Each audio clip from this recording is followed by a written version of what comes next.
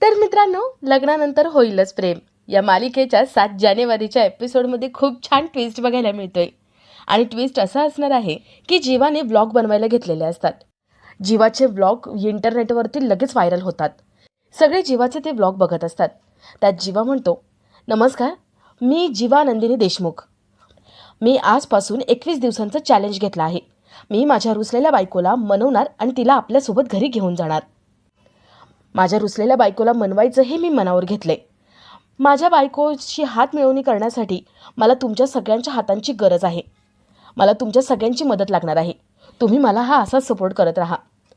चला, तर हा होता day 1 of Jeeva in Mohite's house. जीवाचा तो युनिक व्लॉग सगळ्यांनाच आवडलेला असतो. इथे काव्या मानिनी यांनी तो व्लॉग बघितलेला असतो. काव्या म्हणते, आई, मिशन सक्सेसफुल होताना दिसते. जीवा नंदिनी ताईला जिंकणार आणि मी इथे पार्थ देशमुखांना मिळवणार. मानिनी म्हणते, हो ग बाई हो, सगळं तुझ्या मनासारखं होणार. मानिनी काव्याला मिठी मारते. पार्थने सगळं लांबून बघितलेलं असतं. पार्थला काव्याच्या मनाचा हा निरागसपणा आवडत असतो. पार्थला सारखं वाटतं की काव्याला आपण माफ करावं आणि तिला ॲक्सेप्ट करावं. पण पार्थ इतक्या लवकर काही सगळं विसरायला तयार नसतो. आता जीवा, काव्या यांनी तर खूप छान प्रयत्न चालू केलेत. पण नंदिनी, पार्थ हे सगळं विसरून कसं यांना ॲक्सेप्ट करतील हे बघण्यासारखं असेल. तर या सगळ्याची सुरुवात कशी होते ते थोडक्यात पाहू. तर मालिकेत आपल्याला असं बघायला मिळतंय की काव्या, पार्थ, रम्या, मानिनी सगळे शुभम करोती म्हणतात आणि काव्या सगळ्यांना आरती देते. काव्या पार्थला सुद्धा आरती देते. पार्थ काय आरती घेत नसतो. काव्या त्याच्या डोक्यावरून आपणच स्वतःहून हात फिरवते. रम्या काव्याला लांब ढकलते. पार्थ विचारतो, रम्या काय करतेस हे? रम्या म्हणते, पार्थ तू विसरला आहेस का? अरे 16 डिसेंबर, ही कोण आहे, इथे कशासाठी आली आहे, तुला काही लक्षात नाही आहे का? या काव्याने आत्तापर्यंत काय काय केलं तुझ्या समोर आहे ना, आणि तू विसरून लगेच तिला माफ करतो? पार्थ म्हणतो, नाही विसरलो मी, काहीच विसरलो नाही. जे घडलंय ना ते अजूनही लक्षात आहे. आयुष्यभरात मी कधीच विसरू शकणार नाही. माझ्या जखमेवरती फुंकर घातलेली या काव्याने, मी हिला कधीच माफ करणार नाही. ओ काव्या, का आलात तुम्ही इथे? निघून जा इथून. रम्या म्हणते, ए काव्या, कळतंय का? पार्थ म्हणतोय, निघून जा, जा चल. काव्या म्हणते, अगं रम्या, मी तुला कधीपासून आरती देते, घे ना. आणि काय चाललंय तुझं? स्वप्न बघतेस का? जे मनात आहे त्याचा सारखा विचार करतेस का? अगं एवढा विचार करू नकोस. रम्या इकडे तिकडे बघते. तिथे मानिनी, पार्थ कोणीच नसतं. रम्या म्हणते, पार्थ कुठे गेलाय? काव्या म्हणते, ते तर कधीच गेले आरती घेऊन. रम्या, अगं त्यांनी माझ्या हातून आरतीसुद्धा घेतली आणि गेले सुद्धा. तू बस स्वप्न बघत. रम्या म्हणते, ए काव्या, पार्थ तुझा कधीच होणार नाही. पार्थने मनातूनच तुला काढून टाकलेला आहे. तो कधीच तुला माफ करणार नाही. कधीच तो तुला मान्य करणार नाही. तू कोणी लागत नाही त्याची. तू खूप मोठी चूक केली आहे. तू दोषी आहेस त्याची. काव्या म्हणते, चला, दोषी तर दोषी, मी कोणीतरी लागते, पण तुझं काय गं? रम्या म्हणते, ते सोड गं, मला काही पण काही बडबडू नकोस तू. काव्या, तुला वाटतंय ना तू या घरात राहिलीस तर का पार्थ तुला माफ करेल आणि तुझ्याशी बोलेल? अजिबात बोलणार नाही. काव्या म्हणते, हो का? चॅलेंज देतेस का? दे चॅलेंज. चल, पार्थ स्वतःहून माझ्याशी बोलतील. फक्त 5 मिनटं थांब. पार्थ स्वतःहून 5 मिनटात माझ्याशी बोलतील. रम्या विचारते, काय करणार आहेस तू? तेवढ्यात काव्याचा फोन वाजतो आणि काव्या म्हणते, माझं पार्सल आले, आता बघच तू गंमत. काव्या काहीतरी बाहेर आणायला जाते. तर इथे जीवा रिक्षा घेऊन नंदिनीच्या घरी आलेला असतो.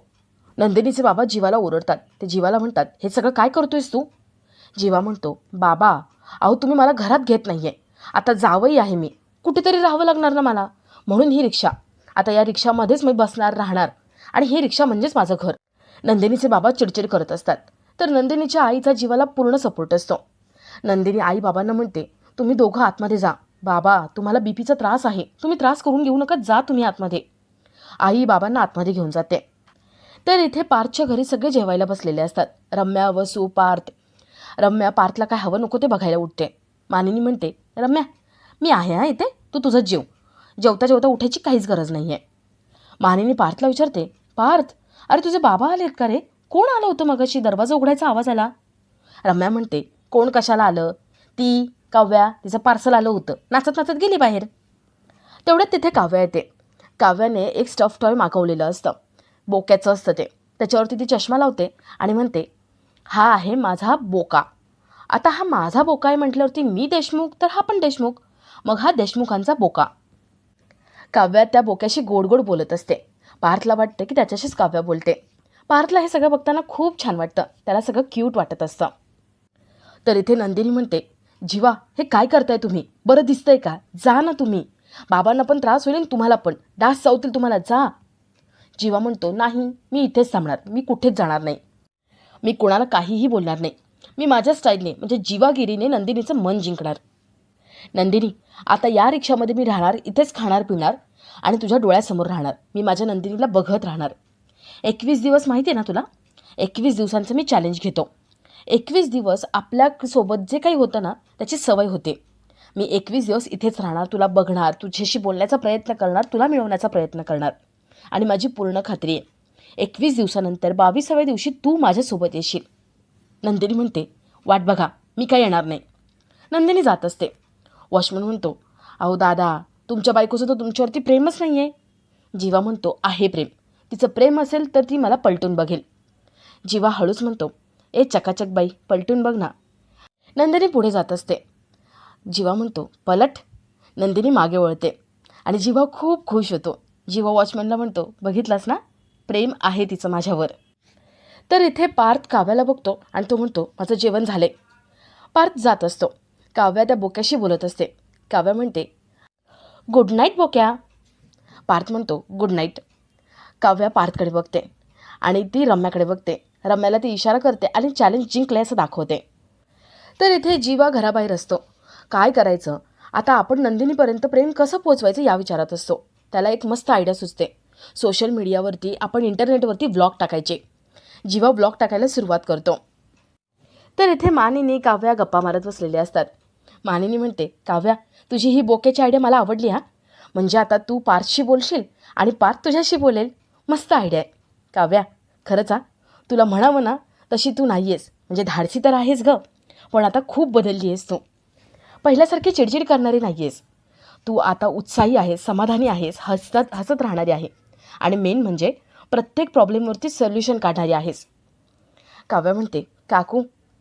काव्या थोडीशी थांबते आणि म्हणते, आई, तुम्ही आई आहात माझ्या, मला किती सपोर्ट करता, मला सांभाळून घेता, म्हणून आजपासून तुम्ही आई. काव्या मानिनीचं कौतुक करते आणि मानिनी म्हणते, काव्या, अगं तू माझीच लेक आहेस गं, आणि तुझ्या चुका त्यात काय आहे, तुम्ही मूव ऑन झालात ना, बस झालं. मानिनी काव्या एकमेकींना मिठी मारतात.